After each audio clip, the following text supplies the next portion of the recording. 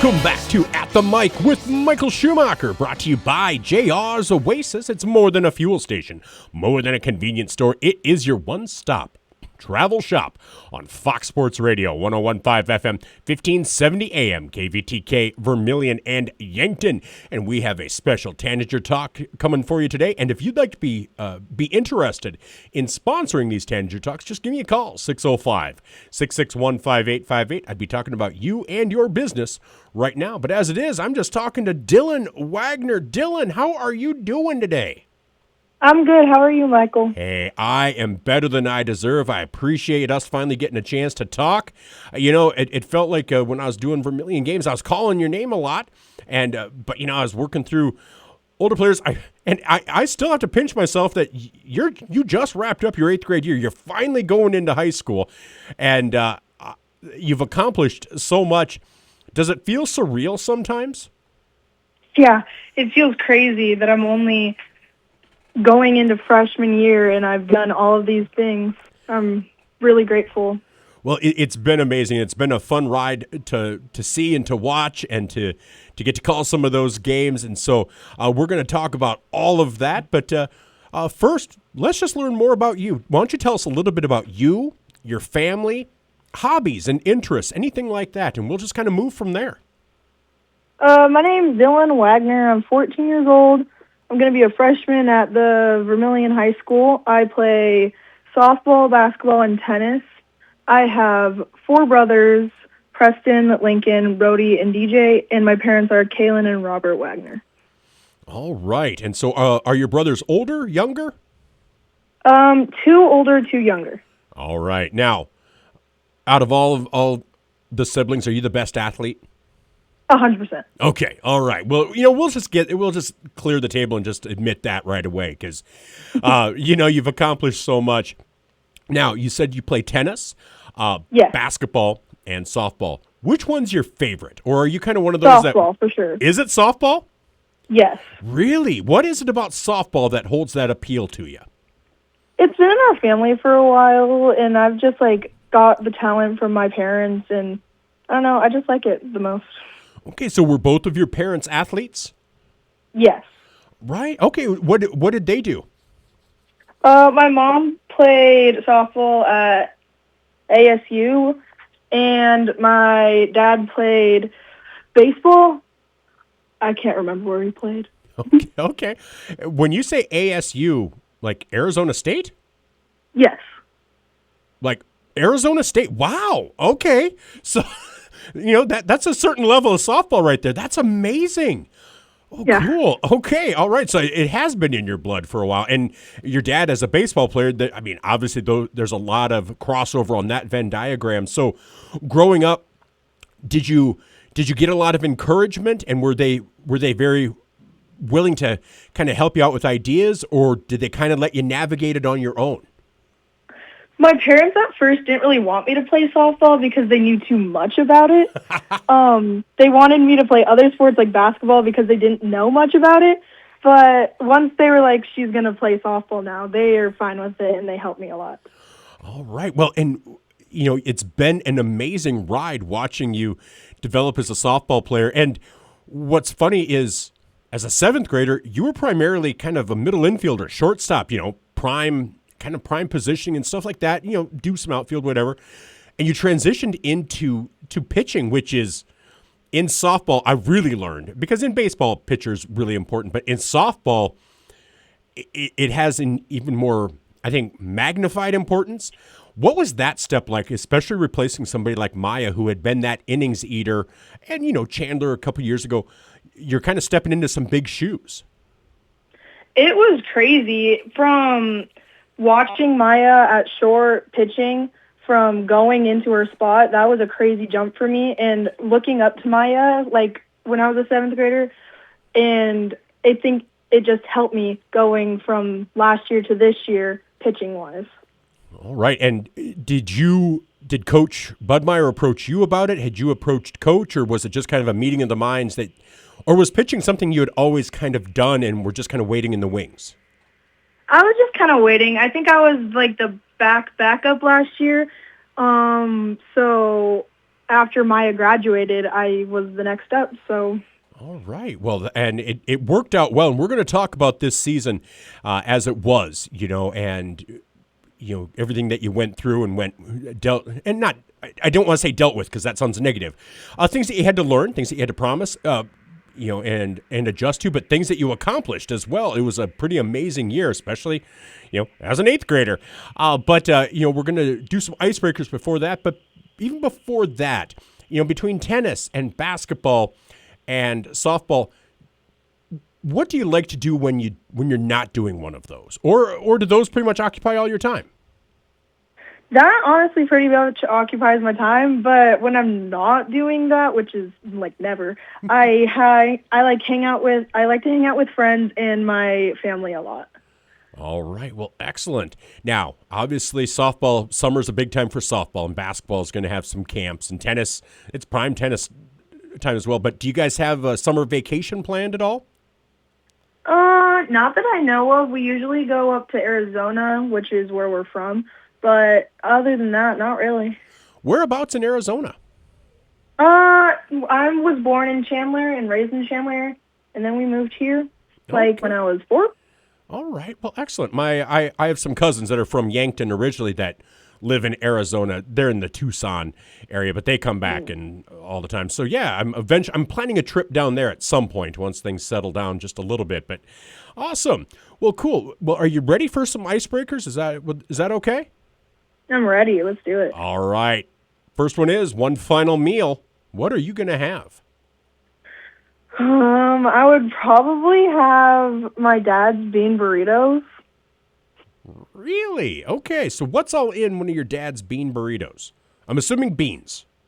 Yeah, beans, and then enclosed with a tortilla and some cheese, and that's pretty much it. All right. So then does he like put them on a pan, griddle them up, get them a little crispy that way, or how are they heated, and what do you put on for toppings? I'm not sure how he eats them, but I put sour cream, guacamole, hot sauce. All right. Yeah. All right. Any black olives, any lettuce, tomatoes, pico de gallo, anything like that? Depends on the day. Depends on the day. Okay. All right. Now, how big are these burritos? Most of the time they're pretty big, big. Okay. All right, so they're kind of a meal unto themselves, especially once you get all the toppings on there? Yeah. All right, excellent. Are you going to have dessert? Ooh. I don't think I'll have room for dessert. All right. Hey, I mean, that is a way to go, especially if you want to gorge on bean burritos, there are worse ways to go. So, no, we're off to a good start. All right. Now, if you could see any 3 musical artists from throughout history, so living or dead, live in concert, who would you want to see? Ooh. I'm going to have to go with Michael Jackson. Okay. Let's see. Taylor Swift. Okay. And Post Malone. All right. We got some variety in there. I like it. Now, have you seen the Michael Jackson movie yet? Not yet, but I really want to. I know. So do I. It looks really interesting. So, all right. Well, I like that. Michael Jackson, Taylor Swift, and Post Malone. Perfect. Now, you have the ability to travel back in history to any point in the Earth's history one time, and you have guaranteed safe return. To when would you travel and why? I would probably travel back to when my parents were kids just to see how they acted and see if I'm doing better or worse than them, to see how if they compare themselves from when they were kids to how they actually acted, see if they're close. And then you can call them on it too. Be like, no, I don't think it happened quite like that, Dad. I think this is the way it went down. Oh, man. Okay. So, no, that'd be awesome. Because obviously you wouldn't want to tell them who you are because that's probably going to throw off a timeline of some sort. But just observe and see. No, I like that idea. I like that. Plus, there's benefit at the back end of that. So, perfect. All right. Now, assume all of your basic life needs are met. So, you have guaranteed basic levels of food, shelter, clothing, transportation, and you have a phone. So you don't want for anything. Money is no object, but you can only buy one thing. So you can think as big as you want. What would that one thing be? Oh, this is a hard one. Probably the AUSL. I feel like it would just be cool to be the owner of it and like see how it runs and stuff. So what is that? What did you want? What do you want to buy? Is that the softball league? Yeah. All right. I had a feeling it was going to be something softball related. Well, I think that'd be fun. That would be amazing. So, and softball's grown so much, and I think it's been along with a lot of women's athletics. Caitlin Clark's been big for things even more than just basketball. I think it's put real attention on women's sports, and softball's been one of those that's been a good recipient. And so I want to touch on that a little bit more here. But first, I'd like to ask, as you go through life, who, and this could be a celebrity, an athlete, people close to home, but as you go through life, who is someone or are some people that you hold up as examples and say, if I can live my life like her or him, I'm going to consider myself a success? Probably my parents, because they work hard and push me and my siblings to success, and I wouldn't be where I am today if they weren't pushing me. All right. Hey, if your best examples are close to home, life's going to be pretty okay, I think. So that's awesome. All right. Well, you did great on the icebreakers. You willing to wrap up talking softball? Of course, do it. All right. Now, softball, obviously, you talked about the AUSL, and it's really grown. And obviously, I think the attention paid to it at the national level for college. I saw more attention to the College World Series this year than in years past. And that could be because of Jordy Fromm in Nebraska and our proximity to that. Maybe to USD being in there as well and having that. But it felt like it's just been bigger anyhow. And you've obviously been on the kind of the cusp of that because, it's only been a sanctioned sport for a few years. So you've been able to enjoy quite a bit of that in Vermillion. Have you seen that growth? And what does that mean to you to see a sport that you love so much growing in popularity? I love to see the sport grow. I've been watching the Vermillion High School softball program since it was made, and I was like, I want to play on this field one day. I want to play with these players one day, and I did it. And it's been pretty cool to see softball as a sanction just grow and get more attention and get more players in love, and it's just really cool to see that happen.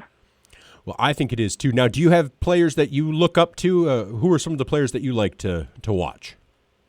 Jordy Fromm. She's something special. Yeah. What was it, the stat? The first player to get 20 wins and 20 home runs in the same season? Was that it? Yeah, it was something like that, something crazy. She's essentially the Ohtani of softball. So, I mean, I don't think she gets enough credit for that, but I love Jordy Fromm, so I think that one's amazing. And Carla Pickens, is that her name from Tennessee? It feels like she's a name I see a lot. Is that someone that you watch? Yeah, for sure. And her breaking the fastest pitch in softball history is crazy, and it's fun to look up to. And watching her play last night in her first professional game was pretty awesome. It is, and I love seeing that because I'm of a generation where, boy, softball players. And it's probably a name you don't even know. Her name was Jenny Finch, and it was the only softball player that you could identify for a long time. I think long after she was done, she was still the one player that anybody could name. So it's been so great to see the evolution of the game. And now, obviously, being in Vermillion, what did the University of South Dakota's run and competition at the College World Series and hanging with Nebraska, getting their first win down there as well? What did that mean to you as a player, especially in the same town as the university? It's crazy. Our whole team really looked up to it. Bud said that we need to be more like, we need to look up to them more. And if we play good ball at the right time, then we can push through. And USD did that for sure. They walked it, oh my goodness. They had Nebraska on the line for sure, and we almost did that, and it was pretty crazy for USD to do that for the first time in school history. It really was. It was fun to watch it from here. It was fun to go to the watch party, for the selection show to see who they were going to play. And I think as soon as Nebraska was the one that they were playing, everyone's like, oh, I mean, it's nice that they didn't have to travel, but they're like, oh, that's a tough team. I think the way they played was so great. And I know that some players have decided to transfer, but a lot of great talent coming back, a lot like you guys. Madeline, the only senior, so knocking on wood, everybody's back next year. So it's exciting. So we want to talk about that, but let's talk about this year first. You guys had a lot of success for a team with so much youth. Were you anticipating the amount of success you guys had? Honestly, I didn't think we were going to do as well as we did. So it really is making me super happy and excited for the future that we did this good this year. And I'm so excited for what the future holds with this team. Well, and the future is so bright. Obviously, we talked about how important pitching is. So you're just a player that is probably just going to get better. I'm assuming pitching is something that you're going to focus on, but also you're hitting. But you've got great fielding behind you. I mean, great speed in the outfield, slick fielding in the infield, some good leadership as juniors and seniors coming back for this team. What's kind of your mindset as you prepare for that? What are some of the things you're doing this summer to help prepare yourself for next season? Well, I play on a club team, the Yankton Lancers, and we're playing in a ton of tournaments and stuff. And I'm going to practice with that team, and then I'm also going to try and practice with some of the Tanager teams so we can get better and improve. And yeah. Well, that will be fun. Now, obviously, you're doing that this summer, and then it starts tennis. So when do you practice tennis in the summer as well? And when does tennis season start? Yes, we do morning practices every Tuesdays and Thursdays, but it starts around like the start of August. All right. And what are you looking forward to most about tennis? Is that one of those that you really look forward to? Is it a good time occupier? It kind of keeps you fit. What's your favorite thing about tennis? Honestly, I like that it gets me out of school early. I get to meet a ton of new people, and it's just a really good way of keeping in shape, especially because I don't do volleyball or soccer, so it just keeps me in shape. Well, and it has a lot of quick movements, lateral movements, horizontal movement. You have to move in a variety of directions, which helps obviously on the basketball court, but even in softball, especially if you're fielding, but just kind of good footwork. They all involve footwork, and so it's one of those that kind of keeps you on top of things. And you're heading into your freshman year, but what kind of difference do you think it makes that you've been involved with varsity athletics, where you've already been around girls that are in high school? Will that help that transition, do you feel like? I think it'll help a lot, yes. Some of the girls have already shared their experiences with me and told me what to do and what not to do. So I feel like it's going to be easier to transition from, say, if you're not doing that, like high school sports. But I feel like, yes, it's going to be much easier, and I'm going to know a ton more people than if I didn't do sports, and it's just going to help a lot, I feel. All right. Well, I'm looking forward to seeing how you do this season. I'm hoping to be able to come over and catch some games. Maybe I'll even come over and see if I can watch some tennis a little bit. So I miss calling you guys' games, but love getting to follow Tanager Athletics, and I want to thank you so much for taking the time to talk to me today. Really appreciate it. And by the way, we didn't even mention, you're already a record holder in softball. What was, I completely spaced on it. I knew I wanted to touch on it. What was that game like? Did you go into that game having that feeling like, I feel like I've really got it today. This could be a special day? Or was it just as the game went on, you're like, man, I'm getting a lot of strikeouts? I honestly didn't even realize until Bud after the game was like, I think you might have broken Maya's record. And I was like, really? I didn't even think I struck out that many people. But it's pretty crazy to hear that come out of his mouth and see it on the scorebook. That is so awesome. So congratulations on that. Obviously, as the season went on, you found your strength, you found your groove, and I think you're just going to get better. And, honorable mention All-State, so already getting the honors before you get to high school. I think the sky's the limit, Dylan, and I'm excited to see where it takes you. So congratulations on everything, and thank you so much for joining me today. Thank you, Michael. You have yourself a great rest of your day, and have a great summer, okay?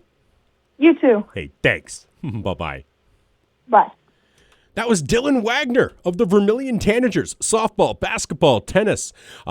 And yeah, the single game strikeout record for Vermillion Tanagers, and a young team, a lot of talent coming back.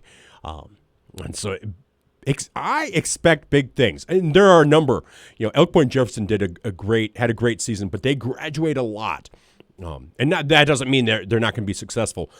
But you look at Beersford and you look at Vermillion, I think they both have a great shot of not only making it to state next year, but also making some noise at state. Both teams that have really young cores to them. So exciting times in Southeast South Dakota softball for Class A and for Class B. A lot of young talent there as well. So not that I'm looking ahead to softball season. We've got football, we've got volleyball, we've got tennis, we've got basketball, we've got wrestling, we've got all of that between now and then. But just keep mark my words. Vermillion and Beersford softball are going to be really, really tough. And this Madeline Eisenbeis, the only one graduating, so knock on wood, everyone's able to return, everyone's healthy. And Coach Budmeyer, I think, has this team really, really improving. That foundation's rising every year. So exciting times in Tanager Athletics. And if you would like to be a sponsor of these Tanager Talks, you just reach out to me, 605-661-5858. I would limit how many I would allow, so you would have a pretty, have the kind of room, not to yourself, but to a few sponsors. And trust me, I'd talk about you beforehand, after, and then we'd run an ad for you. And then it's getting uploaded to YouTube on At the Mic with Michael Schumacher, which is the name of the show here on Fox Sports Radio, 101.5 FM, 1570 AM, KVTK, Vermillion, and Yankton.